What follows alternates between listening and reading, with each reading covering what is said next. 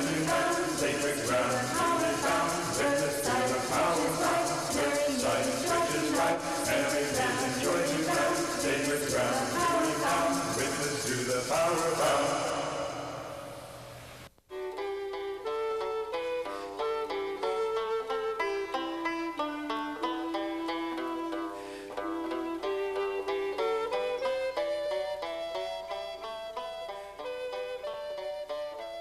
Descend, my lady, and speak with us, thy children.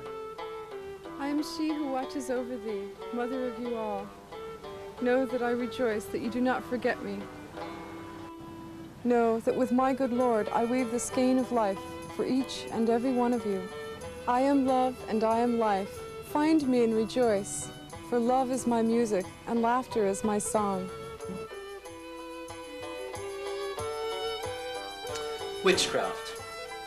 The very word in the minds of some people conjures up thoughts of Satan worship, of wild rides through the air astride broomsticks, of figures huddled around bubbling cauldrons.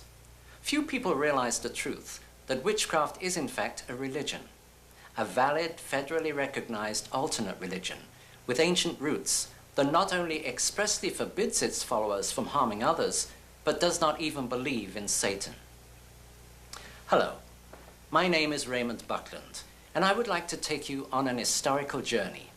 A journey starting back in Paleolithic times and coming forward through to the present day. I'd like to show you the beginnings of religion and of magic. One form of religion was to develop into what today has become Wicca. With this development, you will see how so many misconceptions regarding witchcraft came about. We start our journey 25,000 years ago, at a time when humankind had a belief in animism. It was then thought that a god controlled the gusting wind, a god lived in the raging river, a god controlled the sky. But most importantly, so far as day-to-day existence was concerned, that there was a god of hunting and a goddess of fertility. Since most of the animals hunted were horned animals, so it was thought the god of hunting was a horned god. And since it was the woman who was visibly connected with birth, so it was logical that it be a goddess rather than a god of fertility. These two, the god of hunting and the goddess of fertility, were the two most important deities for early human existence. Along with these early steps of religion, we find the beginnings of magic. Magic of the sympathetic variety. In other words, the belief that like attracts like. Let's look first at hunting. The early tribe would act out a hunt before ever starting off on the real thing. They would make a life-size clay model of a bison or bear or whatever they planned to hunt. One of their number would then play the part of the god, dressed in skins and wearing horns or antlers if necessary, and he would direct the others. They would attack the clay model with spears and javelins. When they felt they had successfully killed the animal, they would leave on the real hunt, confident that they would there be equally successful. The same type of magic was done for fertility.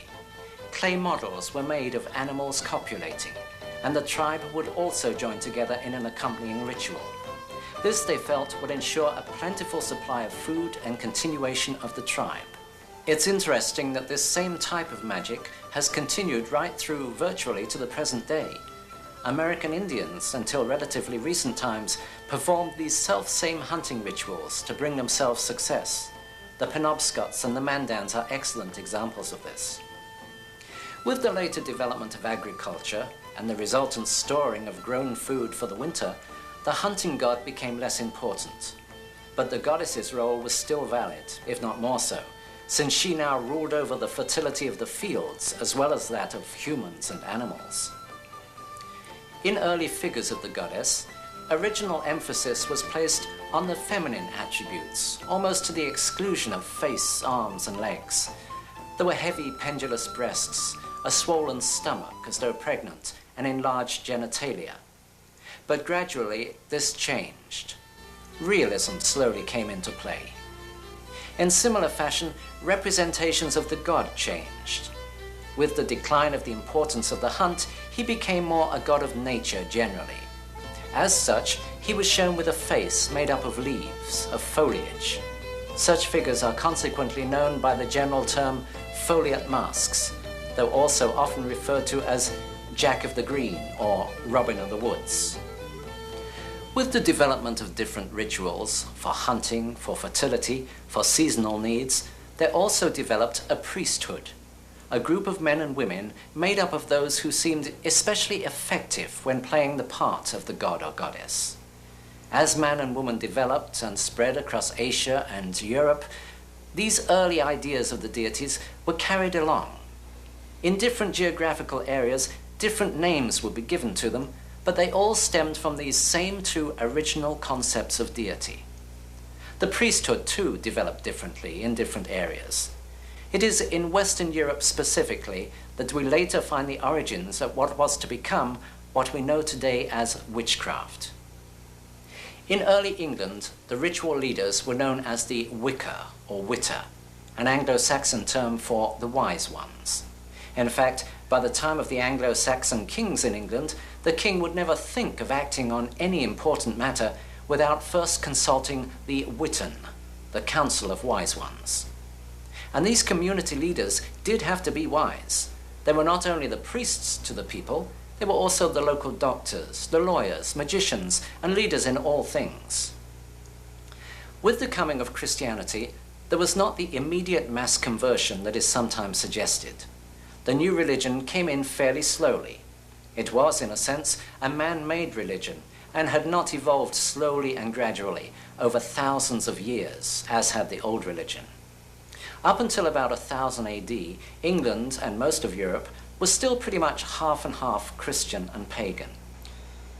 Christianity came in at the top, as it were. The sovereigns and rulers were converted before ever the common people were. Cities and towns became at least nominally Christian before ever the smaller towns and villages did. The general populace was pagan then. The word pagan comes from the Latin pagani, meaning one who dwells in the country. Similarly, heathen simply means a dweller on the heath. This then was when the appellation of pagan or heathen came to be applied to non-Christians, originally with no connotations of evil or even anti-Christianity. To say that someone was a pagan was simply to say that they lived out of town, out in the country, and it was therefore to imply that they were non-Christian. But after trying for so long to convert the people to the new religion, saturation point was finally reached. No more seemed willing to give up the old gods for the new. So then, pressure started to be applied by the church. Old pagan practices were distorted to make them look unsavory. Traditions were twisted.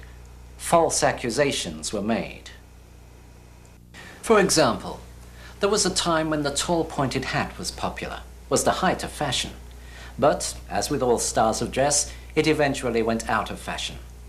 In those days, it took some considerable time for fads and fashions to seep down from the cities and towns to the outer villages.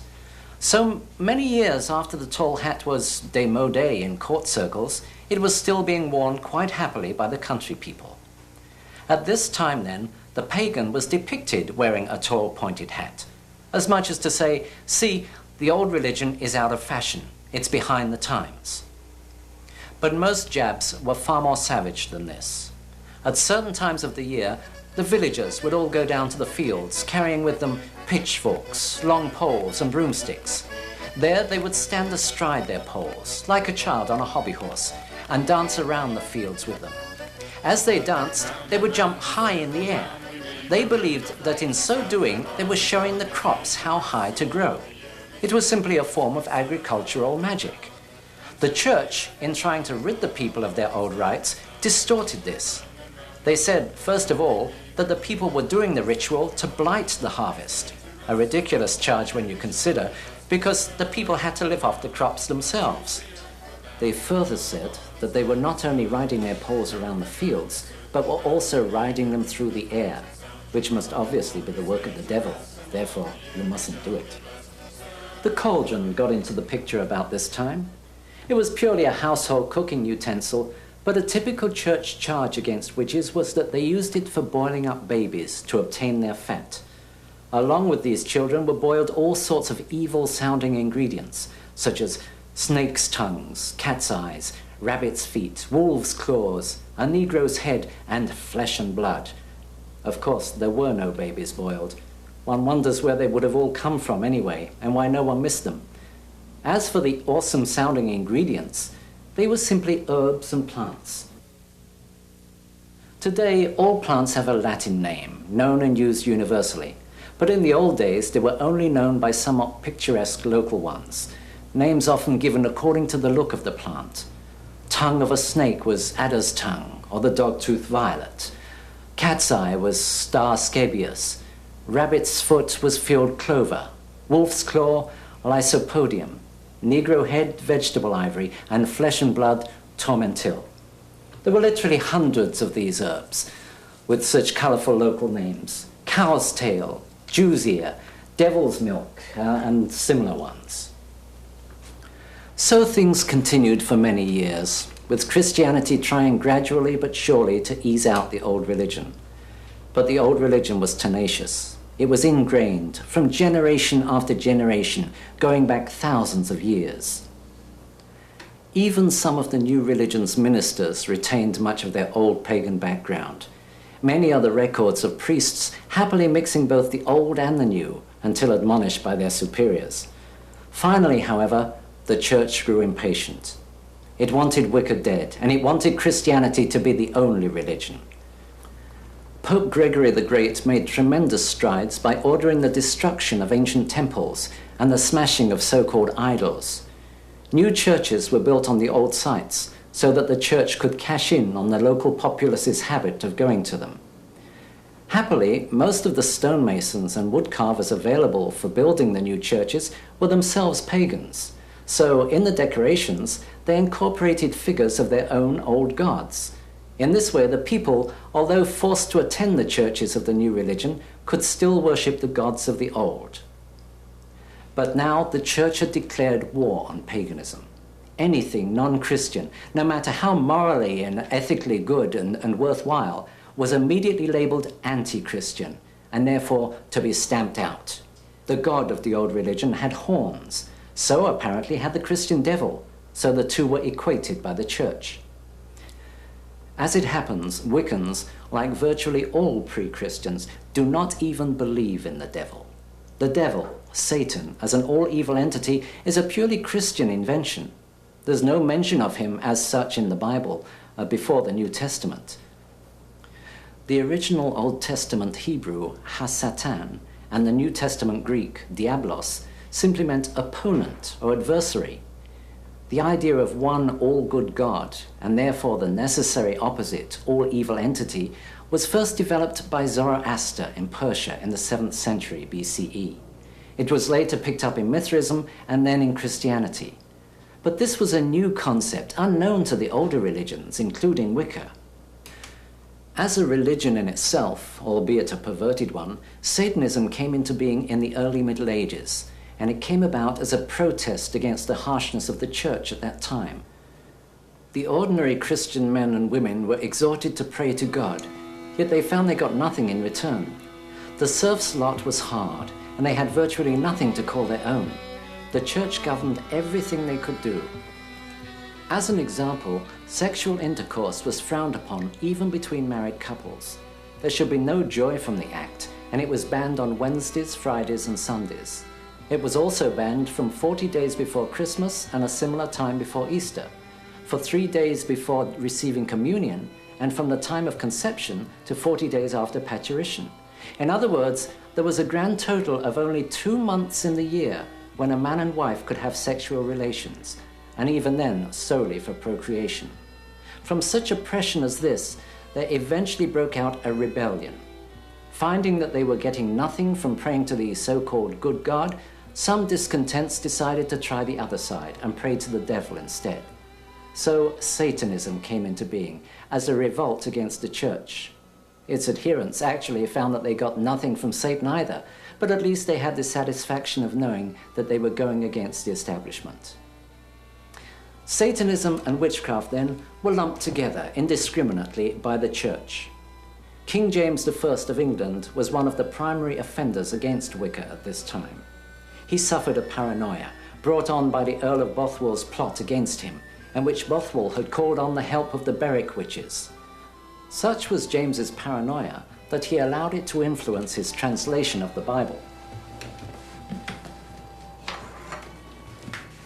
One place where this is particularly evident is in the substitution of the word malefica, witch, for the word venefica, poisoner. Nowhere in the actual text is the word witch used. The verses simply speak of the woman of Endor and of a woman who hath a familiar spirit. It would seem to apply just as much to a spiritualist medium as to a Wiccan. The text doesn't even say if the woman is young or old, yet thanks to King James's paranoia, generations of Christians have had a fixed notion of King Saul and an ugly old hag of a witch. In the fervour to destroy all non-Christians, hysteria broke out. Whole villages were destroyed when it was thought that one or two pagans might be living there. The cry of the bishops was, "Destroy them all, the Lord will know his own." The so-called witchcraft outbreak in Salem, Massachusetts in 1692 is an excellent example of the type of hysteria that swept the whole of Europe. On the words of a group of children, a veritable reign of terror swept through a small community, ending with 20 people being sent to their death. Almost all the accused were, in actuality, very devout Christians. A prime example being old Rebecca Nurse, a bedridden lady in her 70s, whose downfall turned out to be the fact that she was deaf and therefore was unable to hear the questions put to her. Her silence was taken as an acknowledgement of guilt. During the course of the persecutions throughout Europe, it has been estimated that as many as 9 million people, men, women, and children, were put to death on a charge of witchcraft. Not 9 million witches put to death, simply 9 million people put to death on a charge of witchcraft. In fact, the vast majority of those executed were very devout Christians. Such is the harvest of religious hysteria. Certainly for many, this proved an advantageous time, for many accusations were politically motivated. If you had an enemy, you could just mutter the word witch in the right place, and your enemy will be taken away and dealt with for you. Obviously, with this sort of oppression, the old religion could not continue openly. If it was to continue, then it had to go into hiding. Wiccan groups, covens, had to meet secretly, perhaps in an isolated clearing in the woods, or in a cottage far from the rest of the village. Outwardly, witchcraft had finally died, beaten to death by the earthly representatives of the God of Love and the Prince of Peace. Yet, covertly, the old religion did continue. Here and there, a sprinkling of pagan practices managed to survive, more or less openly, or occasionally disguised as Christianity. Old festivals, which refused to lie down, were frequently taken into the Christian church, perhaps with a new name. Many pagan gods suddenly became Christian saints. The church took over many of the old holy days, such as at Yule, Easter, Hallows Eve. It wasn't until as recently as 1951 that in England the last laws against witchcraft were finally repealed. At last, in the mid-20th century, if there were any witches left, they could once more come out into the open. They were free to stand up and give their side of the story. Needless to say, none pushed forward. Printing had been invented during the persecutions, so the very first books published on the subject of witchcraft were written by the opposing church. Not unnaturally, these opinions were more than a little biased. Later books could only refer back to this earlier propaganda. So, for hundreds of years, anything published on the subject of the old religion has been from its enemy's point of view. Is it any wonder, then, that so many people hold the misconceptions that they do today? In 1921, in a book called The Witch Cult in Western Europe, a well-known and respected anthropologist named Dr. Margaret Murray put forward the theory that witchcraft had actually been a religion in its own right, with pre-Christian origins. She expanded upon and gave scholarship to ideas tentatively advanced by Charles Leland 30 years earlier. In fact, she was one of the first to attempt to draw a connection between the witchcraft of the Middle Ages and the origins of religio magic, as we have seen them here. Many of Murray's theories later proved somewhat far-fetched, or seemed to be so, and much of what she said has since been discredited, yet much has also been accepted and confirmed.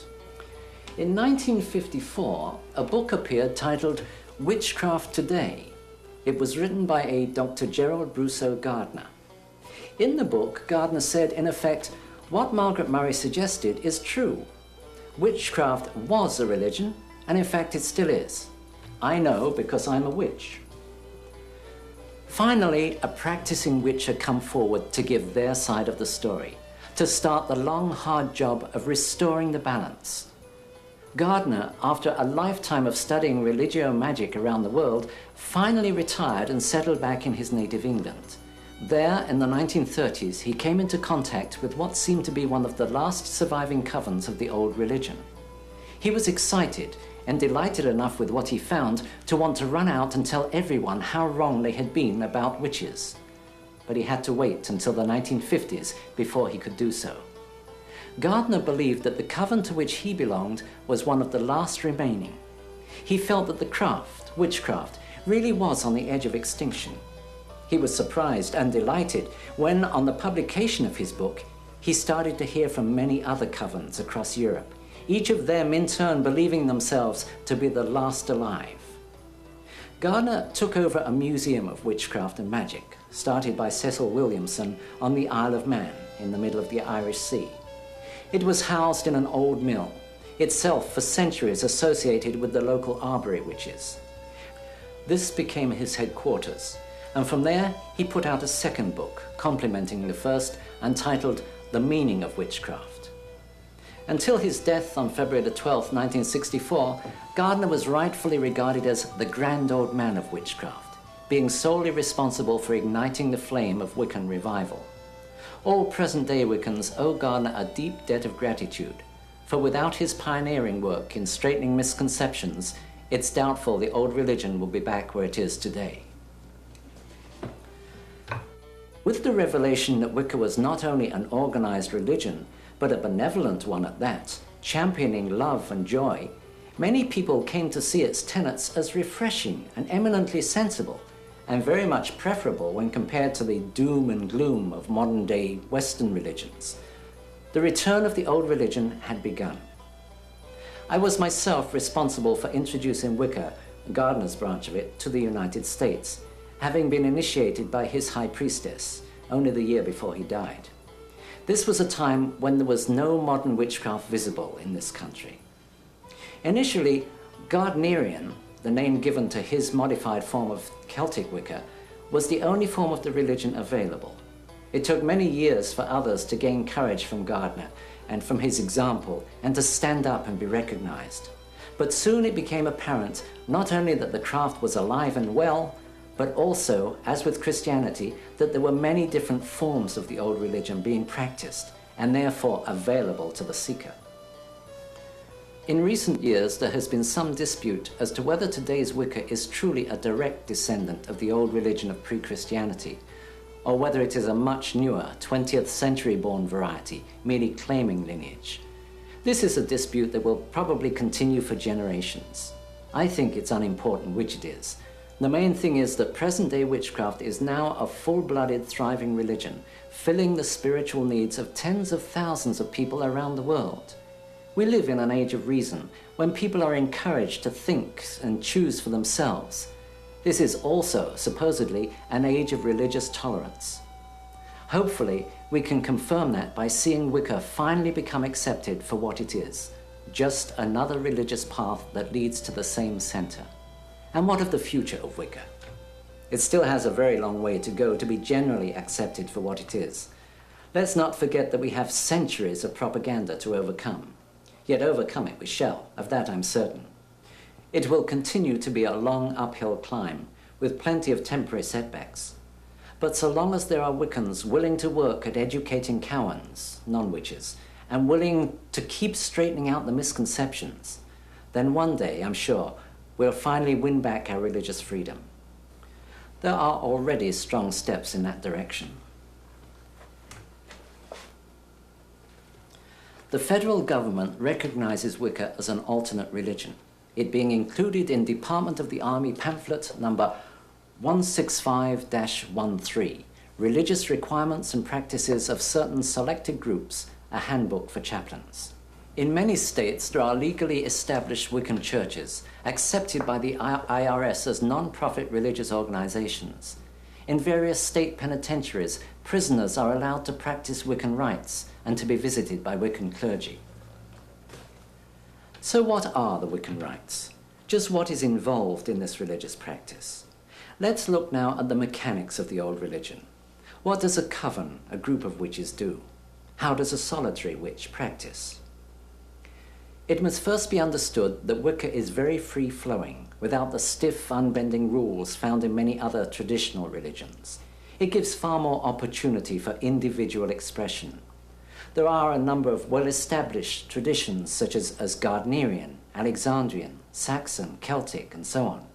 There are also many non-traditional groups that label themselves eclectic, borrowing bits and pieces from here and there. But whatever the name, there are certain basics that have to be observed if the group or individual is to be truly Wiccan, rather than just falling under the general heading of pagan. These basics include the preparation and use of the meeting place, the form of service, celebration of festivals, belief in deity, reincarnation and retribution, and adherence to the Wiccan Rede. Let's start our study of all this by looking first at dress. In a survey of contemporary paintings and illustrations of medieval witches, it was found that some practiced clothed while an equal number practiced naked. A large number of present-day Wiccans opt for being naked in their rites. Indeed, some traditions hold it as one of their tenets. Once in the month, and better it be when the moon is full, ye shall gather in some secret place and adore me, who am queen of all witchery. And as a sign that ye be free, ye should be naked in your rites. Other Wiccans prefer to be clothed, usually wearing loose robes, though naked beneath those robes. Incidentally, rather than the word naked, most Wiccans prefer the picturesque term sky-clad, clad only by the sky. If you are working alone, you can choose whichever you feel more comfortable with. If you are starting from scratch with a new group, then let it be a unanimous decision, be it for sky-clad or robed. Do not mix the two, and as in all things in the craft, let no one be coerced into anything. So far as jewelry goes, my personal feeling is that moderation should be the watchword. Within the circle, some traditions use jewelry to distinguish rank. This is with the degree systems usually. For example, in Gardnerian, all female Wiccans wear a necklace, which symbolizes the circle of rebirth. The priest and priestess each wear individual bracelets of a certain design to show that they are who they are. And a witch queen, or queen of the Sabbat, in Gardnerian, this is a priestess who has had other covens break off from hers. She will wear a silver crescent moon crown and a green garter, the garter bearing a silver buckle for each coven over which she rules. There is only one tool used and owned by every Wiccan. That is the athame. This is your personal tool, and it is a tool, not a weapon. It is not used for any physical cutting. There are certainly no blood sacrifices in Wicca. Some traditions have very definite specifications for the athame. Generally, it should have a straight double-edged blade and a dark handle. The need for the double-edged blade I will show you later. The dark handle is so that it will the more easily absorb your vibrations, for the athame is both a storer, like a capacitor or battery, and a projector. It is used for storing power and for directing that power. The ideal is to make your own athame. This would certainly be the most powerful. Failing that, buy a suitable knife from a store, but then do some work on it yourself. Let's look now at the meeting place, the temple of the Wicca. In the old days, especially in large covens, it was common to meet out in a field or in a clearing in the woods. Many Wiccans are still able to do this, though not all by any means. You certainly need to consider such factors as availability, accessibility, privacy, security, and even such a seemingly mundane factor as weather. The size of the circle is determined by the number of people who will be using it. A popular size, though by no means mandatory, is 9 feet in diameter. For a solitary, a 6-foot circle is far more comfortable.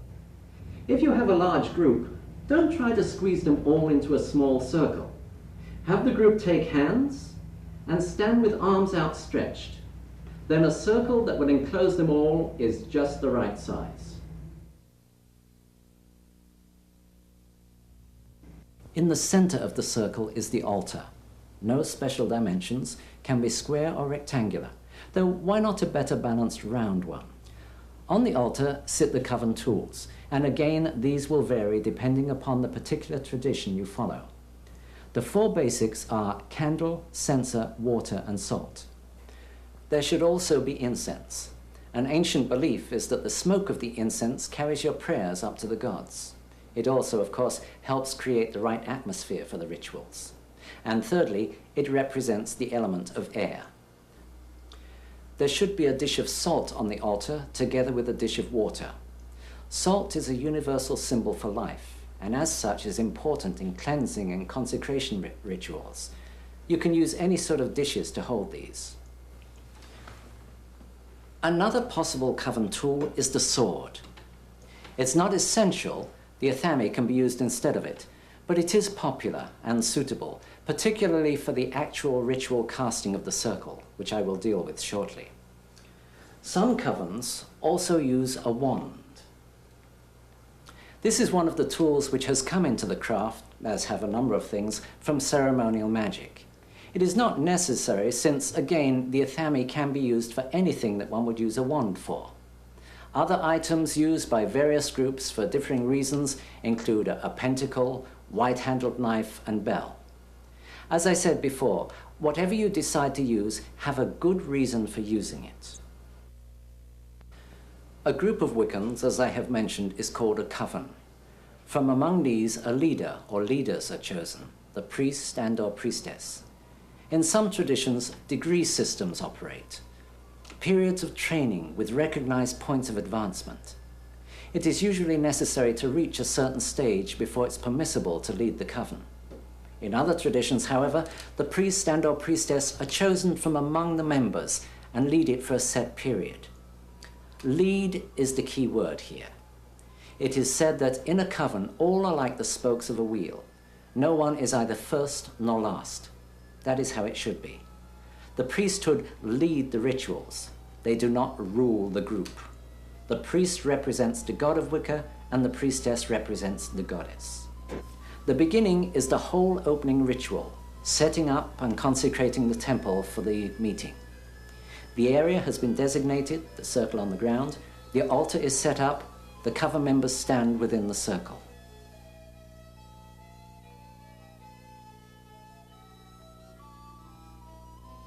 Now the priest or priestess takes the sword from the altar, or athame if no sword is available, and goes to the east candle.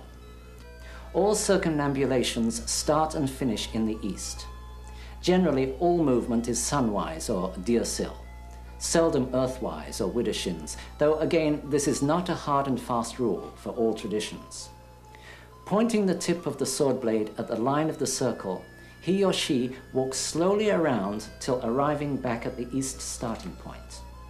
As she walks, the priestess should concentrate directing her power down through her arms, through the sword blade and into the ground.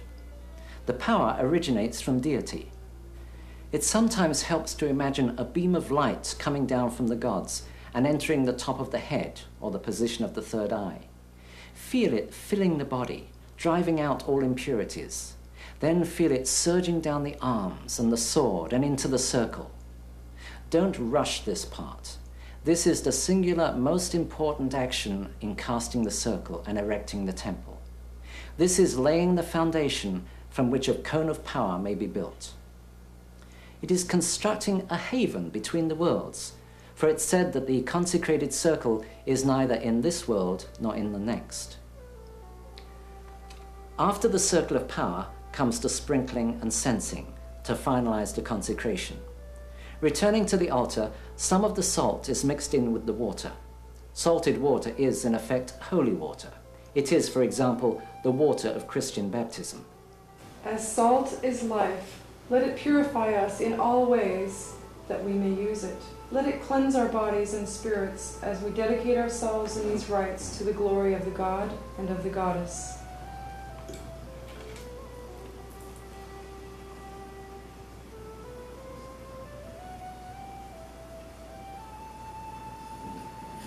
Let the sacred salt drive out any impurities in this water, that we may use it throughout these rites. So mote it be. So mote it be. Again, going to the east, the priest or priestess once again follows the line of the circle, asperging or sprinkling the salted water along that line. A third circumambulation is then done, passing the censer along the line to fumigate. Now that the circle has been consecrated, you must do likewise with the worshippers. I consecrate thee in the names of the God and of the Goddess, and welcome you to this their temple. This is on the order of a marking of the body with the salted water, pentagram or Celtic cross, for example. Light the 4 quarter candles.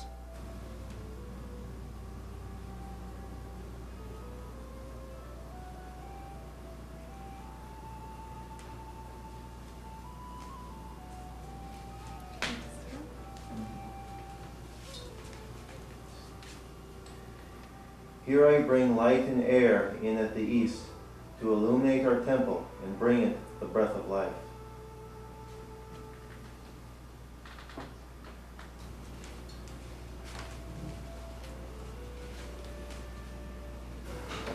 Here do I bring light and fire in at the south to illuminate our temple and bring it warmth.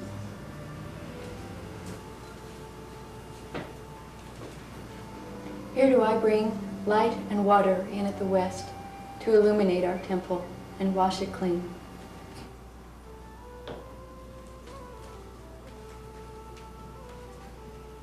Here do I bring light and earth in at the north to illuminate our temple and bring it strength.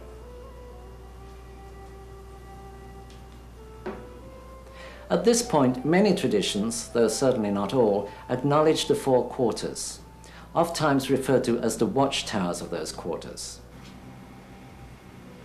All hail to the element of air, watchtower of the east. May it stand in strength, ever watching over our circle.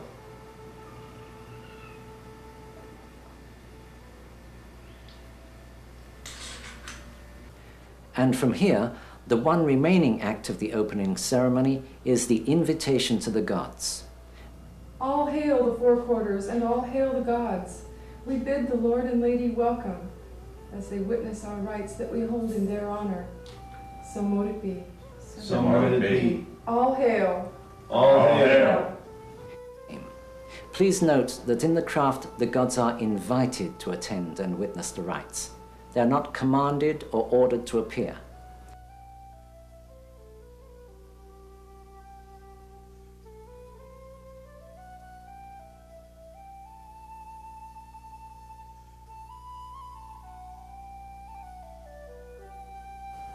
At this inviting, wine or fruit juice, if you prefer, is drunk to the gods, a libation always being poured first. The ending or closing, sometimes called clearing the temple, is usually very short but equally important. It consists of thanking the gods for their attendance and dismissing the worshippers. We came together in love and trust and friendship. Let us part the same way. Let us spread the love we have known in this circle outward to all, sharing it with those we meet. Lord and Lady, we thank you for your presence here, for guiding and guarding over all of us and all that we do. Love is the law and love is the bond. Married did we meet, married did we part, and married may we meet again.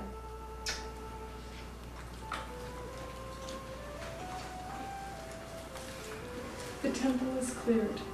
There is no need for any sort of ritually breaking the consecrated circle. The very fact of everyone moving out of it is sufficient to break it. Now, I have spoken of the beginning and the end of the Wiccan ritual, the 2 slices of bread in the sandwich. But what of the meat in the middle? This middle section is indeed the meat. It is the whole purpose of the gathering. Every meeting or circle must have a purpose. Wiccans don't just meet for the sake of getting together. Their purpose is primarily worship, since Wicca is a religion, and is usually tied into seasonal change. Let me go back a moment to the history of the religion. In the early days, it was possible to grow food during the summer, but in the winter it was necessary to hunt animals for food.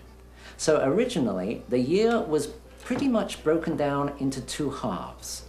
That division fell on Beltane, May Eve, and Samhain, November Eve, the light half of the year and the dark half, the summer and the winter. Later, these halves were split again, coinciding with the breeding seasons of animals. Divisions at Lughnasadh, August Eve, and Imbolc, February Eve. These 4 dividing points became times of celebration for the old religion, significant moments in the turning of the great wheel of the year. They are referred to as the greater Sabbats.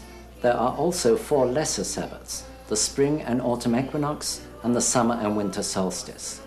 Here then are 8 definite purposes for circles, for religious gatherings, times to ask for plentiful crops, or to thank for bountiful harvests, different focuses for different times of the year.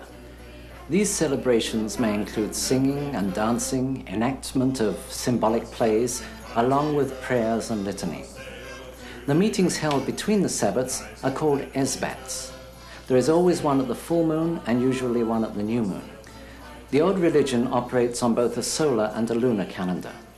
Whether Sabbat or Esbat, there is always a point in the ceremony for thanking the gods for what we have and asking them for what we need. Specific wording will vary from tradition to tradition.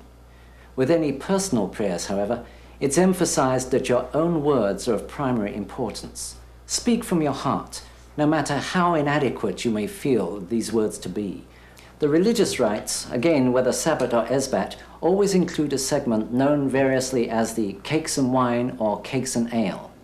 It is an ages-old rite around the theme of thanking the gods for the necessities of life. Now is the time for us to give thanks to the gods, for that which sustains us.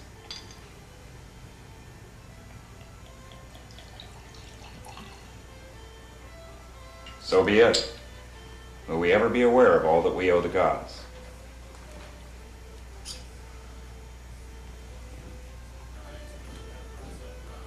In like fashion, may male join with female for the happiness of both. Let the fruits of union promote life. Let wealth and fruitfulness be spread throughout all lands.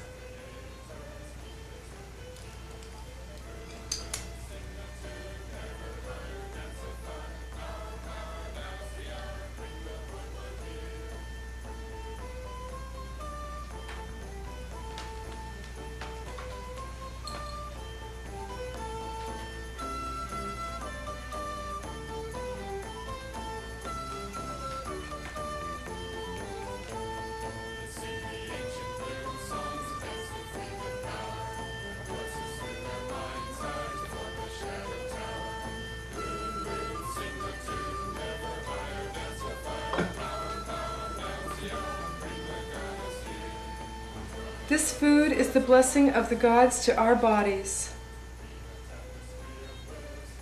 May we use it well.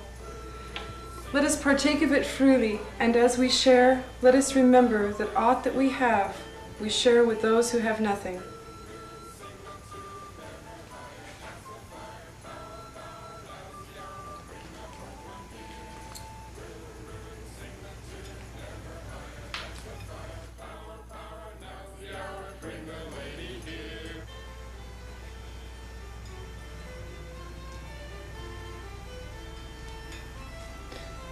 As we enjoy these gifts of the gods, let us ever remember that without the gods we would have nothing.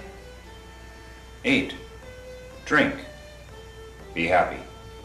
So mote it be. So mote it be. And here let me give you and stress the Wiccan Rede, the one law for all Wiccans. No 10 Commandments, no catechism, just one law which says it all. And it harm none, do what thou wilt. And it harm none, do what thou wilt. It doesn't matter what you do, just so long as you don't harm anyone.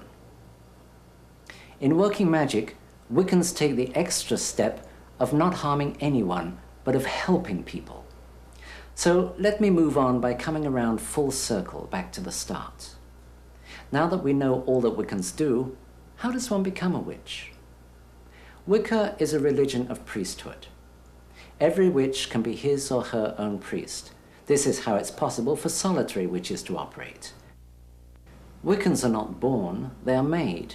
They are made through an initiation ceremony, or, in the case of a solitary, a self-dedication rite. Let's look at the dedication first.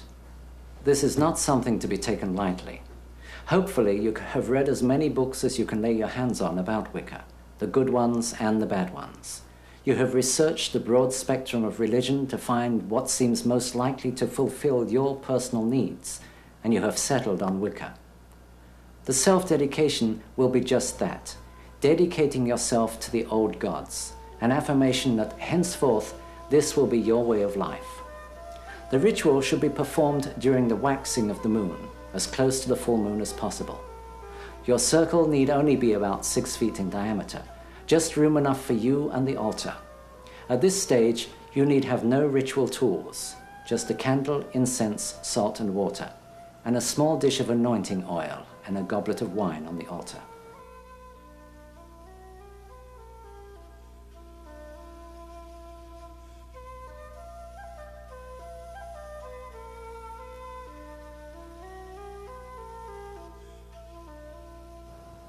You should be naked for this rite, wearing no jewelry or makeup. Sit or kneel before the altar with your eyes closed and concentrate on seeing a pure, cleansing ball of white light coming down from the gods and filling your body with energy. Feel it driving out any negativity and completely cleansing you. Feel this light filling your body, then expanding to fill the whole circle. Now stand and move to the east. Construct the circle as normal, except that without sword or athame, you will direct the power into the circle from your pointing finger.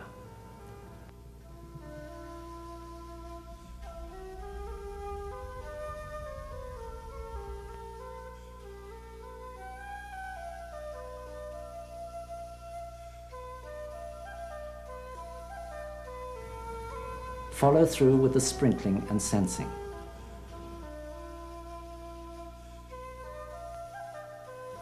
At that part of the circle construction where you yourself will be consecrated, dip your finger into the salted water and draw a Celtic cross within the circle on your forehead and a pentagram over your heart.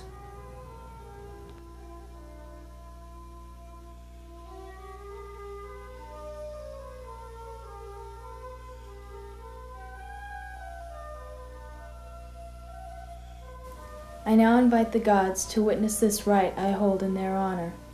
God and Goddess, Lord and Lady, Father and Mother of all life, protect me and guide me within this circle and without it, in all things, so mote it be.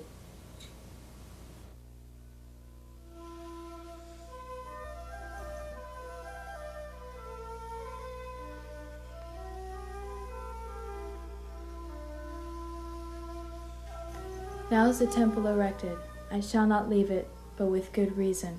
So be it.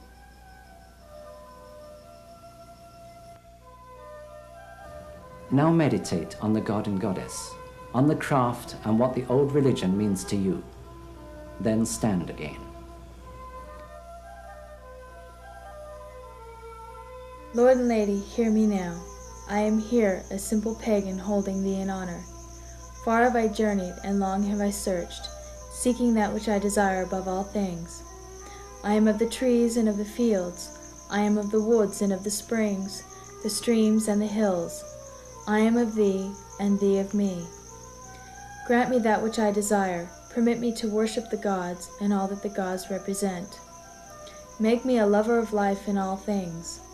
Well do I know the creed, that if I do not have that spark of love within me, then never will I find it without me. Love is the law and love is the bond. So be it. My lord and lady, I stand before you, naked and unadorned, to dedicate myself to thine honor. Ever will I protect you, and that which is yours. Let none speak ill of you, for ever will I defend you. You are my life, and I am yours from this day forward.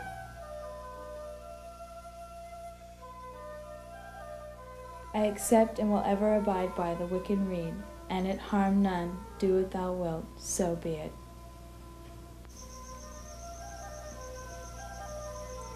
As the wine pours from the goblet, so let me never do aught to harm the gods, or those in kinship with their love, so mote it be.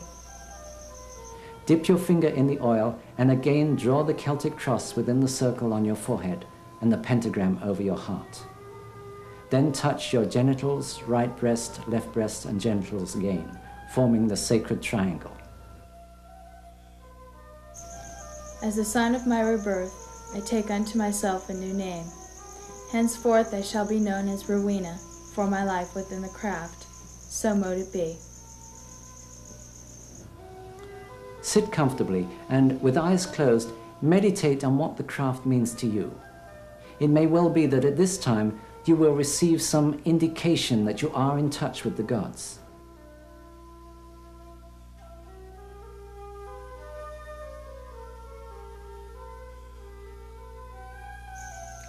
I thank the gods for their attendance. As I came here in love of them, I now go my way. Love is the law, and love is the bond. So be it. The temple is now closed. You are now a Wiccan, as much as any other person, whether initiated into a coven or not. Although we don't know the exact format used by the witches of old, it's certain that centuries ago, many of them, living far from any village or coven, followed the same sort of procedure in dedicating themselves to the gods in whom they believed. Universally, whether we're talking about initiation into the ancient Greek mysteries, the modern Wicca, Australian Aboriginal puberty rites, African rites, Haitian voodoo initiation, Amerindian rites of passage, Egyptian mysteries, or whatever, they all follow the same pattern. There is first of all a separation of the initiate from the ordinary people. This is followed by a cleansing or catharsis, and then a symbolical death. From there, new knowledge is gained, leading to the rebirth. Wiccan initiation follows the same pattern. For some, the entry into the circle can be frightening. Are you certain you want to continue? This may well be the very first time he has been there for an actual ritual. Standing there on the threshold with a very stern-faced young lady pointing a sword at him and asking if he really does want to go through with it. He may well then and there change his mind. But after all the study, and if his heart is true, it's doubtful that he will. He's therefore bound and blindfolded and led into the circle. The blindfolding and binding are symbolic of the darkness and restriction of the womb prior to birth, and this again is found universally. In some traditions, the symbolic death takes the form of a ritual scourging or similar, though this is not so in all Wiccan traditions. Also, some traditions demand an oath of secrecy, the so-called secrets usually being the names used for the deities and the methods of working magic. Once this has been taken, the blindfold can be removed and the initiate is instructed in the use of the working tools. This is the new knowledge. He receives his new name, the name by which he will from then on be known within the circle.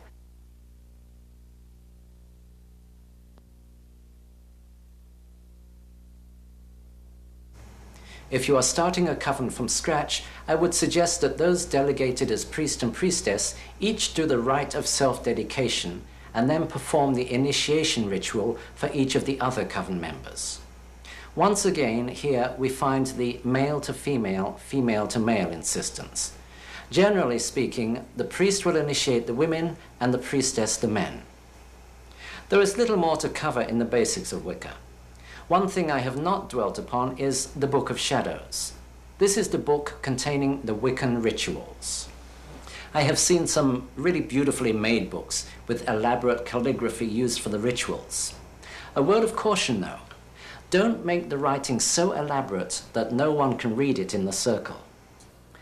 The tools you use, a thami, sword, wand if you want one, must be consecrated after you've made them and before you use them.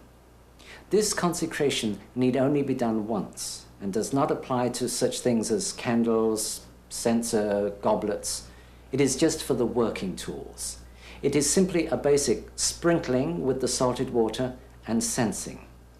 In my book, Buckland's Complete Book of Witchcraft, I include rituals for all possible occasions, including the Sabbats, Esbats, new and full moons, marriage, hand fasting, birth and death. If you decide to write some rituals of your own, and I do encourage you to do so, then write them to include words and actions for as many coven members as possible. A coven is a close family-type group. Wicca is a religion of participation, so let everyone participate. Do cast the circle, do consecrate it, do invite the gods to join you. I have spoken of the belief in a god and a goddess. I might add that most Wiccans include representations of these deities in their altar arrangements, and also have them as religious figures in their homes. Some symbolize the deities with perhaps a seashell for the lady and an antler for the lord. But however you view them, all Wiccans feel very strongly towards their god and goddess and enjoy a closeness with them known only by the very devout of other religions.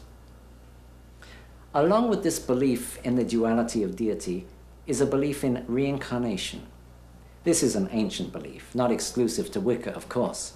In fact, it was a tenet of Christianity up until the Second Council of Constantinople in 553 AD. I have spoken about the one Wiccan law, and it harm none, do what thou wilt.